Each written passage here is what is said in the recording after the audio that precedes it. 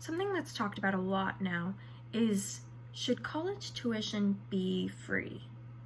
Now, this is something that's very political and has also been the stance of many politicians, especially Democrats, coming into this new election. This is a big topic that a lot of people are questioning. How would people afford it? How is this even possible for our country? Why would we want free college? Why not wanting free college? And so on. So my question for this speech is, should college tuition be free for students born into marginalized families?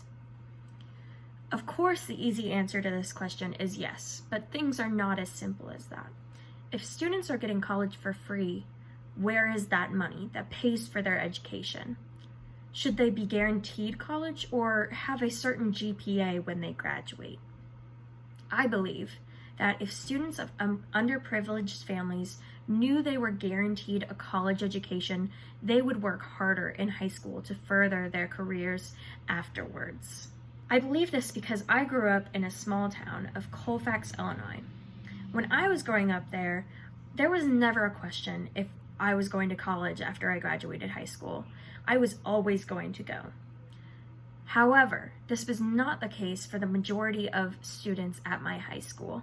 A lot of students in my graduating class ended up going to community college, but now my class of 27 has only 5 students left in college, and only 2 of those students are in a non-community college. The rest of the students have dropped out since because of grades and motivation. I know that if they were to know that a quality education was guaranteed to them once they graduated high school, they would have worked harder in high school so that they could go to college and have a further education. But many of these students didn't do well in high school because of their home lives. Most of the time, they would have to get a part-time job just to help support their family, or at least feed themselves. Education was not a priority because the only life they could imagine was the life they currently lived. They knew that because of their impoverished family, they would never have more unless they started working as soon as possible, instead of concentrating on an education first, like I had the privilege of doing. I feel responsible for these students that did not see the same opportunities as me because of the homes that they grew up in. Just as anyone who had the privilege of having their college paid for by their parents should feel responsible for the teens left behind by the higher education system. Now, No Child Left Behind is a saying for elementary and up to high school. And that saying, I believe, should continue through college. Community college can be a help to these students, but even that costs money that most students have to provide for themselves. The problem with the system in place is not just that it costs money, but it costs so much money that people can't even fathom coming up with the amount to pay for one semester's tuition. So most of them just give up on any dream of higher education that they might have had. So the question that comes from all of this is how? How could these people know they're guaranteed an education? Would people living in middle-class families like myself feel this system unfair? Should this be all about grades or character-based as well?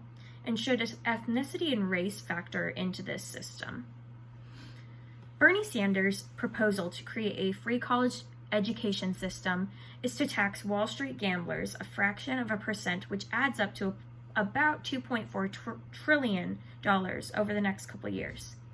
To me, this amount honestly didn't seem like it was enough for all students in higher education, not even all students in community college. But it could be enough for the students with the lowest household incomes. About 19.1% of households in 2018 generated an income of $25,000 or lower. Of those families, less than 1% went to college. While $2.4 trillion could definitely pay for the less than 1% that did go to college. If this were a system that was kept into place, the percentage of students in this household income that go to college could grow exponentially. I believe that the middle class also feels that they face the worst financial change put in place by the government over anyone.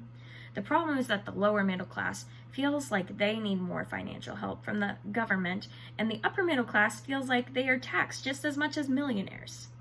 Middle class on the Republican side wish for less influence from the government, while the Democratic side wishes for more. In my opinion, there's really no way to please everyone, so the most important thing to do is do what's best for the majority of the population. Something that I've been adamant about, because I'm a Christ follower, is second chances. That means when someone's grades aren't the best in high school, that should not be the end of their education. While grades are important and should be considered when awarding an individual money in order to go to higher education, it should not be the only thing looked at. Many students that have their college paid for by their parents don't try as hard in high school. While they may be pressured to by their parents, that's not their first priority.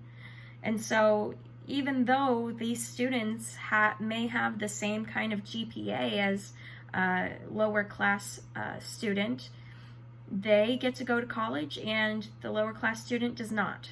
Greenville University does a new completely character-based scholarship that helps many students afford the tuition. Not many other universities have such a thing.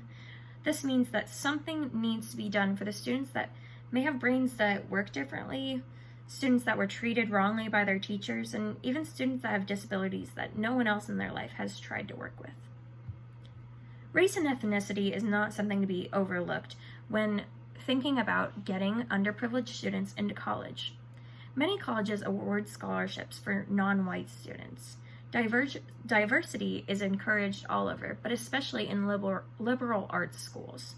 The sole reason that it is encouraged is that all people deserve the opportunity to go to college if they desire. I do not believe college should be free.